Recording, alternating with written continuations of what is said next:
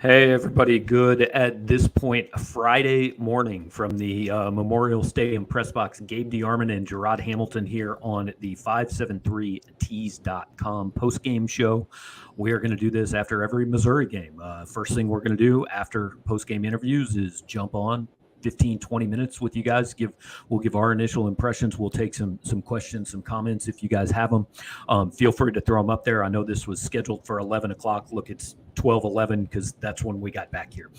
Before we get to Jarod and talking about this game, I do want to tell you guys about 573 Tees. You see their logo up there just to the left of Jarod on the screen, 573tees.com. They can do custom orders. You can order one T-shirt from them, and they can print it. They can do bulk orders. They do a lot of NIL things with Missouri athletes. They have pre-made collections if you want to get some of their Mizzou stuff, some of their Columbia stuff. Great partner of ours for the last couple of years. They're going to bring this post-game show to you every single, normally Saturday night. This is Thursday night now, Friday morning. But just real quick, Jarod, we'll start with, Missouri, a 52-17 winner. Give me kind of your initial takeaways. What was kind of the thing you most get out of this game?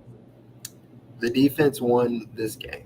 The defense won this game. They were the MVPs of this game. Obviously, Missouri put up 52 points. So when you see that, you're thinking, although 7 of those points came from a pick six, you're thinking, Missouri played well offensively, but they struggled a little bit in the first quarter as they try to understand the offense, or they try to understand what Louisiana Tech's defense was doing.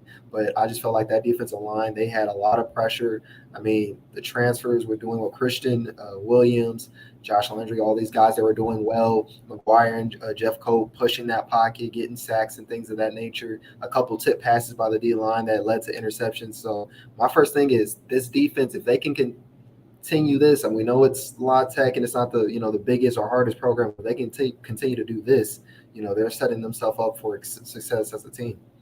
Yeah, you want to caution everybody, right? This is Louisiana Tech, but hey, we both picked Missouri to not cover the spread. I picked Missouri 34-21. 52-17 is 52-17. A 5-touchdown win against a team that you were favored by 19 points. I'm not saying this changes.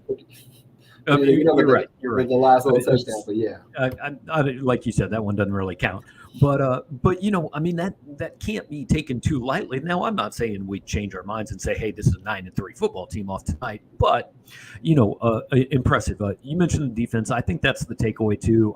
To me, best player on the field was Tyron Hopper. I don't really think there was much question. Best player either side of the ball that I saw was the transfer from Florida. Sideline to sideline, dropping back in coverages, making hit sticks like this is Madden or whatever. He was everywhere on this field. I think he led the team in tackles with 6, but just in the first half alone, 5 tackles, a tackle for loss, a sack, an interception. He was everywhere on the field. I just remember every 2 seconds that we'd be like, who's that? It's Little Hop again. It was always over and over and over. It's always Little Hop. So he definitely stood out. Yeah. Joseph Charleston, had an interception, could have had 2. Had one nullified. I thought Drayden Norwood played a pretty good game, but we were talking late second quarter. It seemed like kind of everybody made a play, right? Everybody that was out there at one time, you said, hey, nice play there. And it just didn't look like last year's defense. They looked like they knew where they were supposed to be. They were aggressive. They were getting after things. And, hey, they did have – now, look, the 75-yard touchdown pass and the 54-yard touchdown pass do count. So it wasn't perfect. It wasn't perfect, but I also said to you, I don't think Blake Baker – you can't really ask for him to draw up a better defensive scheme, on this day as far as facing La Tech. 2 big play touchdowns, and then the last touchdown versus the third stringers. I'm not really going to count that towards anybody with 50 seconds left. But I think Blake Baker, you can say he's the MVP of this game because the blitz packages they had set up, it just felt like every time they blitzed 5 or 6, it was at the right time, and it made an impact. It hurried Downing up, and he either threw the ball away, got sacked, or there was something negative that came out of it. And I just feel like overall the scheme fits the personnel. Like last year, just based off looking at it, like having Martez Manuel closer to the box, that just seems like where he should be at. And it just worked out well today. Yeah, I thought Dalen Carnell played well in that star He role, did. backing He up. did. Chris Abrams-Drain made the plays when he needed to. DJ Jackson had a phenomenal pass breakup. Jalen Carley's, and look, I've been saying this for 2 years because I had his coaches tell me his freshman year, Jalen Carley's going to play NFL football. That kid's going to play on Sundays. He's solid. He's definitely solid. I mean, he just seems to be always making a play. That's what it feels like.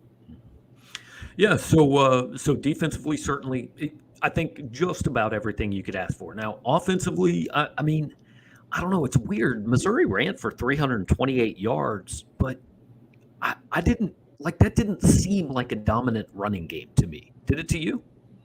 No, and again, this is where you got to wrap it back around to context of Louisiana Tech, especially when they get those early scores up there. You're trying to run the clock a little bit, so there's probably some added yards to that. I think why it doesn't feel like a 300-yard game is because they had plays like they had a turnover on downs and they were short. They didn't even get back to the line of scrimmage on that play. They had a lot of plays where they were running up the gut. It would just seem so obvious and telegraphed that they're going to run, this inside zone or this outside zone. And that's more so play calling. But even then, still, it wasn't perfect. Well, and think about that. They put up 52 points. They failed on 4th and 2, and they had 2 turnovers inside the 15-yard line. I mean, Right. So that tells you that they still did a lot right. Breakfast King of Loyola, who's going to have trouble being up for breakfast, as are you and I here in about 5 hours, but says, I'm not sold on any part of the offense except the receivers. I think that's fair. Now, let's say, look, I thought Brady Cook did what he was asked to do, right? He had I made this comment to you during the game. I think there was a little bit of part of that first half that maybe looked like a guy who was calling plays when he wasn't sure yet if he trusted his quarterback. Now, I think he is gaining more trust and will gain trust in Brady Cook as he goes along. But you hate to throw the game manager tab out there, but I don't think this is a team that is going to say, we're going to rely on our quarterback to win us all these games, right? I mean, he has to be a part of it, but I don't think they're going to go out there and just ask Brady Cook to throw the ball all over the field and throw for 400 yards and beat him. And like Jarod said, Brady was fine. I would say he was a little better than fine, but he was solid. He was what you needed him to be.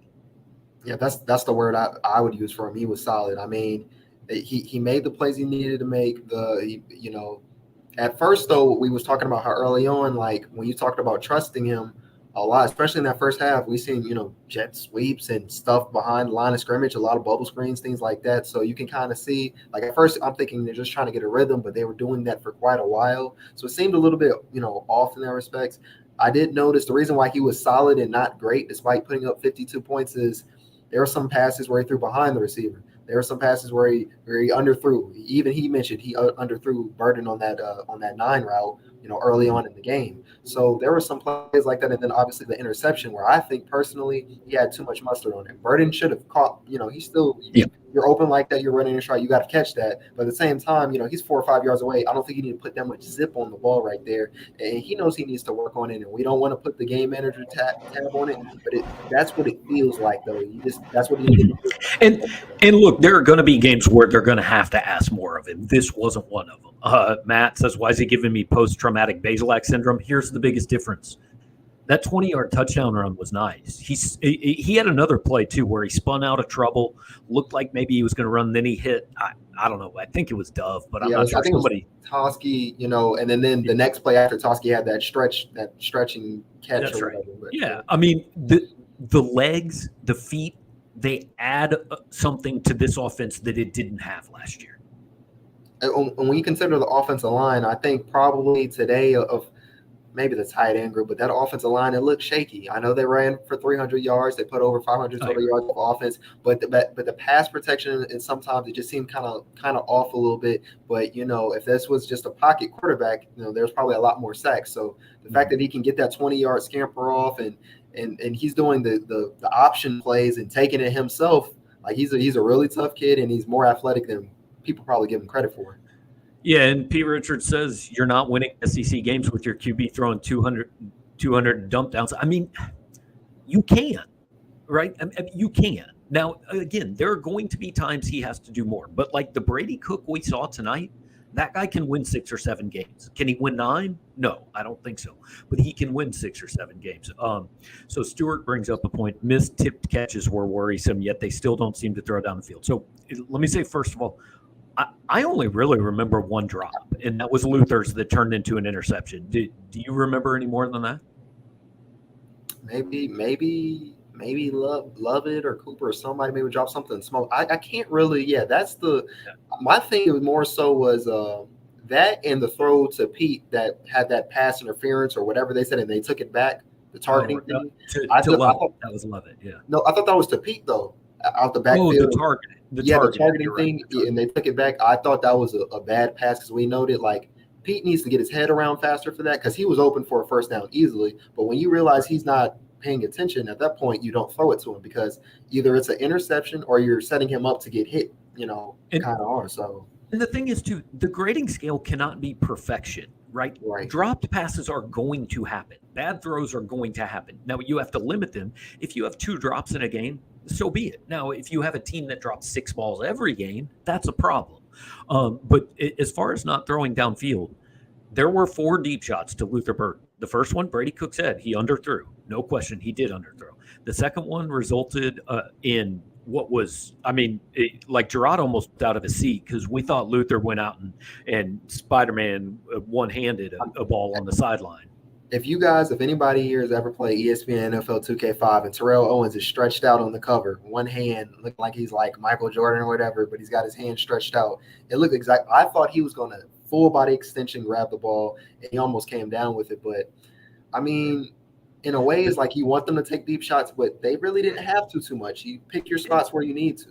Right. And you're not going to take 12 a game. The third one to Luther drew a pass interference, and I don't know. Brady said he threw another one. I didn't remember it offhand, but they took a few. You don't look if you run for 328 yards and you're completing the short stuff. And here's the other thing, and this is obviously going to predate your knowledge, Jarod. But like I watched Chase Daniel's offenses here, and there's this idea that like he was throwing the ball 50 yards downfield. You know what Chase Daniel had? He had Jeremy Maclin who could take a 5-yard pass and make it a 60-yard play. You know what Brady Cook has? He has at least one guy that can do that. And he might have 2 or 3 because I will say he wasn't the best player on the field tonight, but I think the play that everybody is going to remember from this game is a pass completed to Luther Burden at the 7-yard line, and there are 4 dudes between him and the goal line. And somehow he scored. Like, that's the play I'm going to remember. That's the play I'm writing my column about. Definitely. Because when you see go to the flat, the first thing you're thinking is, I don't know. Because there was a couple times where they threw the ball out. I think I'm not going to maybe to start the second half or something, but he threw the ball to Burden on a screen pass, and it got ate up real quickly. So when that play is happening and you see the defenders closing in, you're just like, wow. But then he breaks one, and you're just like, oh, okay, it's not a loss. Then he gets in the end zone, and you're just thinking like, man, this guy, he's different. So he's different.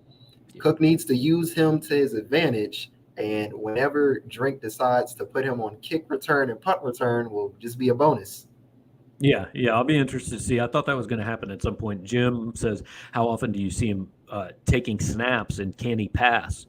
Only kidding. Look, I 100% promise at some point Luther Burden is throwing a pass out of that. Like, I'm not saying it's going to be next week, but they're going to put him back there, and he's going to hand off, and he's going to run, and he's going to hand off, and he's going to run, and then all of a sudden he's going to throw a pass at some point this season. You know it's coming.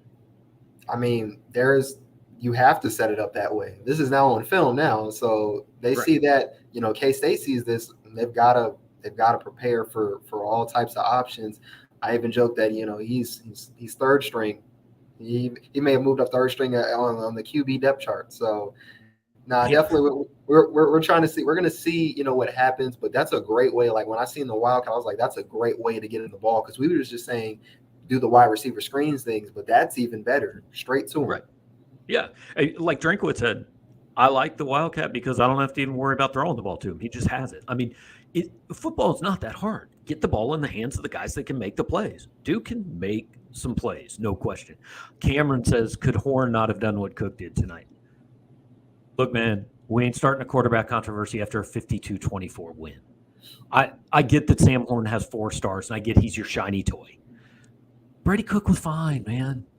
Like, Sam Horn, I don't know if he would have been worse, but I don't think he would have been better. And look, Jack Abraham went out there and led a scoring drive. Sam Horn's not the backup quarterback, guys. He's the third string quarterback on this team. And you're probably ideally going to have to wait till next year to see him play much. I mean, I don't know. You disagree with that at all?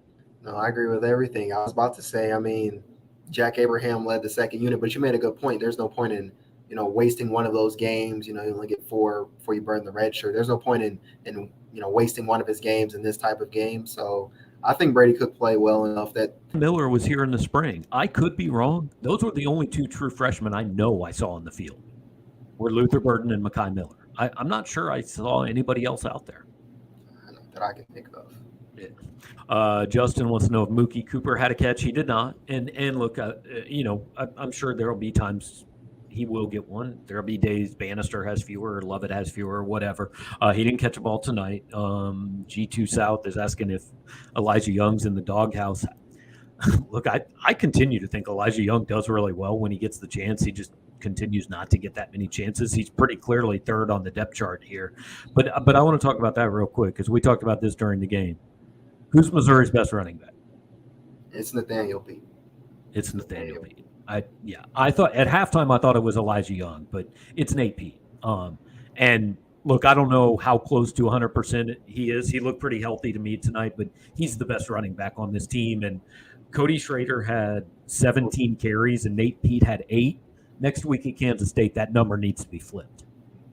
It does. It does. Now, I want to know, I kind of like maybe still working him up. So maybe not flip completely, but, take about 4 carries away from Schrader, add them to Pete or something like that. Because if he still does have a soft tissue injury, you don't want to give him a load too much because if it's his hammy goes out, that's now we're 3-4 games missed. So still work him up. I like the kind of the two-man game they got going down there. And Schrader held his own. He did hold his own. He did what he needed to do. But Nathaniel Pete looks like, in a few games he'll be the bell cow. Because Schrader averaged 4 yards a carry, Pete averaged 9. That's not the whole story. But against an SEC defense or against Kansas State's defense next week, Cody Schrader might get you 6, but he can't get you 60. Nate Pete maybe can get you 60. Like I said at one point, like from the press box, it looks like man, he's doing that outside run. It looks like Pete's going to get tracked down, and then he just bursts by them. Still, like he's faster than I expected, and this is after his soft tissue injury thing or whatever. He didn't really practice that much during fall camp, so he looked pretty spry out there to me. So, all right, we got one more question that we have to get to because I think it's the most important question of the night. Thoughts on the new third down song? Long live Timmy Trumpet. It's the best thing Missouri has ever done at a football game. I love it. What do you think? I mean, I felt like I heard some better songs, but I didn't hate it. I was just like, okay. But I mean, you've seen the intro of the Mets closer that it comes from, right? The Mets closer? The Mets closer. That's what it comes from. He enters the game to this song. That song. It's the most amazing intro in baseball when he comes in the game. It's awesome. I've got to see what this is. Yeah, so you got to look that up. I love the song. It's way better than that third down for what that every team played for like 6 years, 8,000 times. Solid move there on Desiree Reed-Francois' deal. Look, I thought the atmosphere was pretty good. There were out-of-town scores running up on the scoreboard. I mean, they announced 47,000. I'll be honest. I thought it seemed like more than that. The hill was full. I thought they were probably going to announce over 50, but look, I'm not going to nitpick on a number. If the team plays like that a couple more times, they'll get some people in here. That's winning. Winning cures everything. So they win, more people will come. But it definitely did look like it was more toward, it was about 50 or whatever. But I don't think it's a bad start, for the season. Yeah, I agree. So, guys, this is kind of how we're going to do this after games this season, and at least for the first month, Jarod and I are both going to be covering them. So the first thing we're going to do after post-game interviews is come back up, set up our stuff, and do a quick podcast for you. It'll be 20, 30 minutes long usually, because the truth is we've got more work to do, and it is Jarod, this is what you envisioned everything it would be, right? 12:30 sitting in an empty press box just starting to write. That's what you were hoping for? Well, I don't think it's too bad. I mean, I only live about a mile away, and this isn't too far off from high school. So I remember when we first started talking about this job, I was just thinking, little does he know I have to do this all the time, driving an hour home after the game ends at 10 o'clock and then starting my work and all this other stuff. So this is nothing abnormal to me. Yeah, So but seriously though, we've had 150 people on here most of the time. Appreciate you guys sticking up with us till 12:30 in the morning. Hey, you're coming off a win, probably pretty happy about things, but do appreciate you guys taking some time to stop by here and hang out with us, and do want to make sure that we shout out 573 Tees one more time. You can go to their physical location. It's in Alley A, downtown Columbia. But if you want to shop online, just go to 573tees.com. That's the address right there. Their logo's up in the upper left-hand corner of the screen. They've got all kinds of Mizzou stuff, all kinds of collections.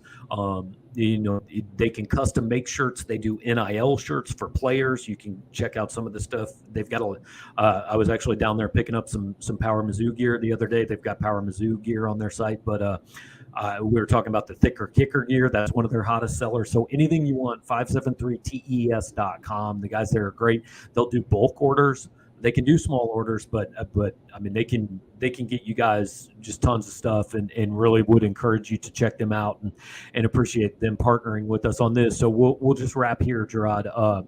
Did you see anything tonight that makes you like reassess what you think of the season? No, but I will say the plus is we were thinking this was going to be closer, and the fact that they handled business how they should have been when the schedule came out, and how people thought, oh, they should walk over that team. They did that. I think it's impressive to get a statement win. I said that, I forgot what article it was, but those 4 victories that we think are going to be easy ones, they need to make them statement wins and get that confidence going. Yeah, I'll say this. I didn't see enough to like change my record prediction, but that defense looked better than I thought it was going to look in week 1. And that's a good thing. And that D-line depth, it's serious. I feel like it can be serious, early on. I think they can really compete in this league, to be honest. Yep. All right. So, we're about to get to work. We will have plenty of stuff up on the site. Appreciate, once again, you guys hanging out with us after the game. We don't take it lightly. I mean, it's 12:35 in the morning, and you guys all could be having better things to do. Although, as ATO said, he's in the awake drunk stage. So, hey, whatever it takes to hang out with us, we appreciate it. But thanks, guys, for hanging. Thanks, 573 Tees, for being a part of it. We will have plenty of stories coming on the site. A couple tonight. Couple set to go at 5 a.m. tomorrow, and then we will have coverage throughout the day. We got snap counts and all kinds of stuff tomorrow, and full weekend of college football, and we get to sit around and watch it. So, all right, thanks, Jarod. Thanks to you guys for watching, and we'll catch you next time. See you guys later.